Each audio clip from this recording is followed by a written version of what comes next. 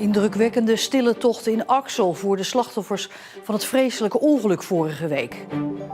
Duizenden mensen liepen mee en legden bloemen.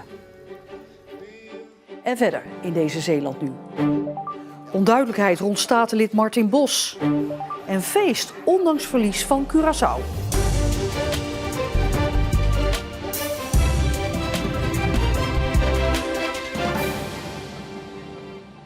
Goedenavond. Nog altijd groeit de bloemenzee bij basisschool De Warande in Axel. Gisteravond was er een stille tocht voor de 3 leerlingen en de directrice die afgelopen week omkwamen toen een auto op ze inreed tijdens een fietstocht. 3 andere kinderen raakten daarbij zwaar gewond. Mark van Dam is voor ons bij de school in Axel. Mark, hoe verliep die stille tocht gisteravond? Ja, er liepen duizenden mensen mee en het was heel erg indrukwekkend. Voorafgegaand door de 3 Zeeuws-Vlaamse burgemeesters liepen ze van de Meubelboulevard aan de rand van Axel hier naar de school. En iedereen die maar steun wilde krijgen of steun wilde geven, die liep mee. Bij de school was er de mogelijkheid om bloemen en knuffels te leggen. En dat is goed te zien. Dat zijn er inmiddels zoveel. Dat is inmiddels een breedte van zo'n 30 meter. Daar ligt het helemaal vol. Liepen er ook nabestaanden van de slachtoffers mee? Jazeker, gezinsleden, nabestaanden van de slachtoffers hebben ook meegelopen. Op het schoolplein hebben ze aan het einde van de stille tocht gezamenlijk ballonnen opgelaten.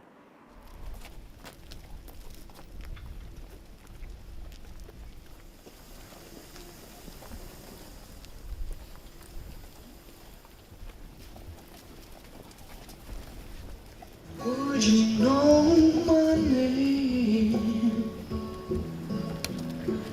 if I saw you in heaven? Would it be the same if I saw you in heaven? I must be strong and carry on, and I know there'll be no more tears in heaven. Ja, indrukwekkende beelden, Mark. Maar hoe gaat het nu verder deze week op de school? Nou ja, zoals je kunt zien, misschien is de school op dit moment dicht. Er is besloten om halve dagen open te gaan. En alles staat deze week in het teken van het verwerken van verdriet, maar ook van afscheid nemen. Nou, iedereen kan zich voorstellen dat het ongelooflijk moeilijke dagen worden. Alles staat in het teken van een goed afscheid, voor zover je daarvan kan spreken. We gaan kijken hoe de leerkrachten eraan toe zijn, hoe het met de kinderen gaat. We proberen vanuit samen zijn elkaar te helpen in het verdriet. We gaan specialisten in de school halen om te kijken hoe we de kinderen en de leerkrachten kunnen ondersteunen. Ja, alles met het doel om deze tragedie op een bepaalde manier, om daar goed mee om te gaan. Iedereen is in schok en kinderen reageren daar allemaal heel verschillend op. We gaan ze goed in de gaten houden. We gaan de leerkrachten helpen dat goed te doen. En dat is niet iets van vandaag en morgen, maar dat is van de komende periode. Ondertussen zit een 19-jarige man uit Huls nog steeds vast. Hij is de bestuurder van de auto. Is vanuit die kant al meer bekend? Nou, het Openbaar Ministerie heeft vanmiddag laten weten dat de man inderdaad nog steeds vastzit. En dat heeft te maken met zijn strafrechtelijke betrokkenheid bij het ongeval. Morgenmiddag wordt hij officieel voorgeleid aan de rechtercommissaris. En dan zal een onafhankelijke rechter bekijken of hij nog langer vast blijft zitten, maximaal 14 dagen in deze vorm, of dat hij eventueel naar huis zou mogen. Mark van Dam, dankjewel. De politie heeft vannacht in Goes een 37-jarige inwoner aangehouden nadat er een melding binnenkwam dat hij bij de Van Hertenweg met een wapen zou rondlopen. Agenten rukten uit met een hond en kogelwerende vesten, want bij zijn aanhouding bleek de 37-jarige Goesenaar ook inderdaad een wapen bij zich te hebben. Hij zit nu vast. De A58 wordt woensdagavond en woensdagnacht ter hoogte van Krabbedijken verschillende keren afgesloten vanwege werkzaamheden aan hoogspanningslijnen. Een deel van de hulplijnen van de oude hoogspanningslijn tussen Rilland en de Willem-Anna-polder wordt weggehaald omdat die niet meer wordt gebruikt. De Maria Hemelvaartkerk in Aardenburg gaat voorlopig een jaar dicht. Alleen de kapel blijft open voor bidden en een kaarsje opsteken. De sluiting komt nu de katholieke kerk in Oostburg het belangrijkste gebouw in de parochie is geworden. Maar beloofd was dat Aardenburg toch open mocht blijven omdat die kerk onderdeel is van een bedevaartsroute. Een werkgroep die nadenkt over de toekomst van het kerkgebouw in Aardenburg is nu woedend over de sluiting. Is Martin Bos nu nog wel of niet meer van Forum voor Democratie? Verwarring alom. Volgens Forum is Bos geen lid meer van de partij, terwijl hij onder de vlag van Forum nog steeds het woord doet bij Provinciale Staten van Zeeland. Het is het zoveelste hoofdstuk in het roerige verhaal van de partij in de Zeeuwse Staten. Het kwam afgelopen februari als een verrassing. Dat verklaar en beloof ik. Meneer Bos, heel hartelijk gefeliciteerd. Vervent Forum voor Democratie voorvechter Martin Bos ging de gemeenteraadsverkiezingen in als voorman voor Belang van Nederland, in plaats van Forum voor Democratie, waar hij 4 jaar lang voor in de raad in Middelburg zat. Omdat hij ook voor Forum in Provinciale Staten zit, rees de vraag of hij daarmee door zou gaan of van partij zou veranderen. Vorige week verscheen Martin Bos voor het eerst dit jaar op een vergadering van Provinciale Staten en er was wat verwarring over zijn positie. Namens welke partij vertelt u dat? Welk plakkaat daar nou op zit? Nou, desnoods is het SP. Dat maakt mij helemaal niks uit. Bos heeft Forum niet afgemeld in de Staten volgens commissaris van de Koning Hugo de Jonge. En u voert die fractienaam. En als u meent dat dat anders zou moeten worden, dient u daartoe een verzoek in. U heeft daartoe geen verzoek ingediend. Dus daarmee meent u volgens mij dat u gewoon spreekt namens de fractie van Forum voor Democratie, toch? Ik heb inderdaad geen brief gestuurd dat ik geen lid ben van de Forum voor Democratie fractie. Dus blijkbaar ben ik lid van de Forum voor Democratie fractie. Volgens mij is het helemaal geen discussiepunt. En een dag later wist Martin Bos het nog steeds zeker. Wederom, ja, ik ben Forum voor Democratie fractie. Maar vanuit het hoofdkwartier van Forum klinkt desgevraagd verbazing over het feit dat zij nog wel vertegenwoordiging hebben in de Zeeuwse Staten. Martin Bos heeft in februari zelf publiekelijk aangekondigd Forum voor Democratie te verlaten en verder te gaan als onafhankelijk statenlid. Voor ons is de situatie dan ook helder. Martin Bos maakt geen onderdeel uit van Forum voor Democratie en vertegenwoordigt de partij niet in Zeeland. Door de verklaring van het bestuur komt er feitelijk een einde, in ieder geval voorlopig, aan de aanwezigheid van Forum voor Democratie in de Zeeuwse Staten. Die begon toen de partij met 5 stuks een zetelrijk debuut maakte in 2019. Dank u wel. Ja, wij zijn ook blij verrast met het resultaat.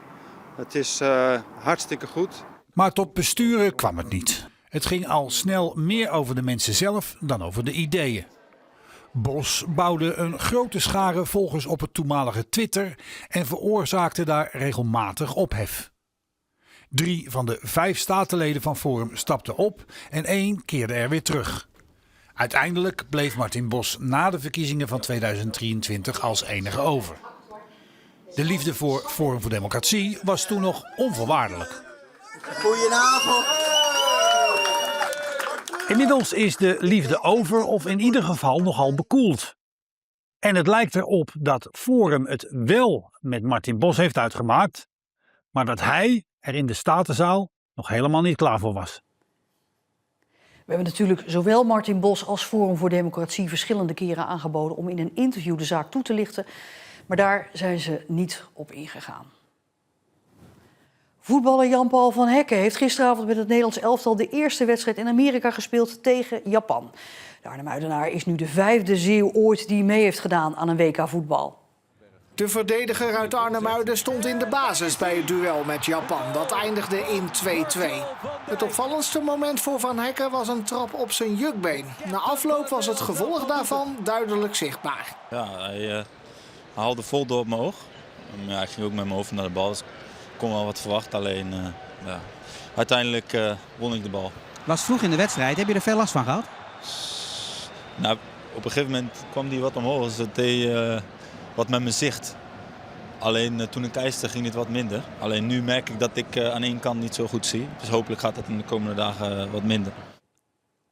Het was gisteravond ook een bijzondere avond voor de Zeeuwse Curaçaoënaars. Want zij verzamelden zich in Sluiskil om op een groot scherm naar de allereerste wedstrijd ooit van het kleine land op een WK voetbal te kijken.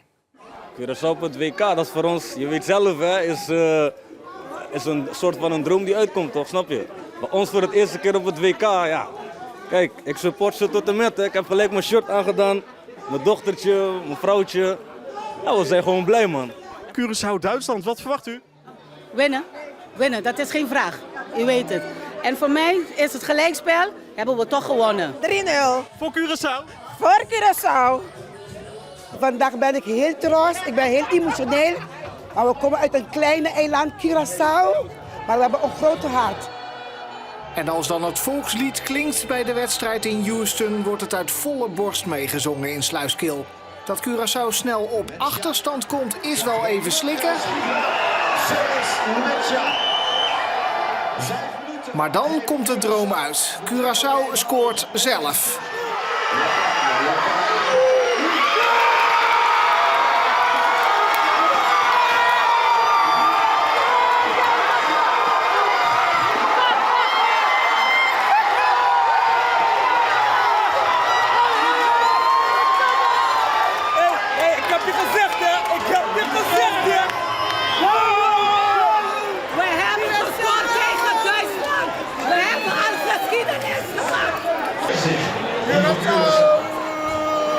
Zeeland heeft vele honderden inwoners met Curaçaose roots. Iedereen was opgeroepen om naar Sluiskil te komen, onder meer door de stichting Antillianen Arubanen Beraad Terneuzen. Die maakt zich hard voor een goede integratie in Zeeuws-Vlaanderen. Onze eiland is net zo groot als Zeeuws-Vlaanderen. Als grondoppervlak niet veel groter, misschien wel minder als Zeeuws-Vlaanderen. We hebben wel 180.000 inwoners, maar in de wereld is dat ook de helft van niks. Wat de eindstand betreft zijn wij ermee gelukkig en mee begaan. We berusten in de einduitslag. Maar die ene doelpunt hebben we gezet om ze duidelijk te maken, we zijn er. Dat de wedstrijd in 7-1 voor Duitsland eindigt, wordt niet gezien als een domper.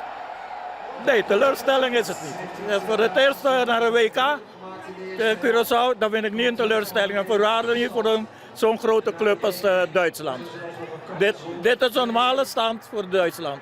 En een goal gemaakt, hè? Dat is al mooi. Kijk, dat telt. Dat telt dubbel, hè? Dat telt dubbel. Curaçao speelt dit WK nog minstens 2 keer tegen Ecuador en Ivoorkust.